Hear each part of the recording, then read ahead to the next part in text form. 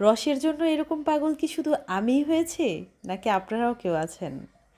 অতঃপর আলহামদুলিল্লাহ আমি পেয়ে গেলাম খেজুরের রস। খুব ছোটোবেলায় খেজুরের রস খেয়েছি, বড় হওয়ার পর আর কালেক্ট করতে পারিনি, আর খেতেও পারিনি। তো রিসেন্টলি আমার খুবই খেজুরের রস খেতে ইচ্ছে করছিল, আর সাহিত্যর বাবাকে বলার পর সাহিত্যর বাবা বলছিল আচ্ছা দেখি অ্যারেঞ্জ করতে পারি কি না।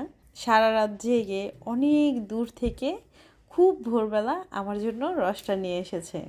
যখন রসটা এনে আমার হাতে দিয়েছিল, আমার কাছে মনে হচ্ছিল জাস্ট স্বপ্ন এনে আমার হাতে দিয়েছে।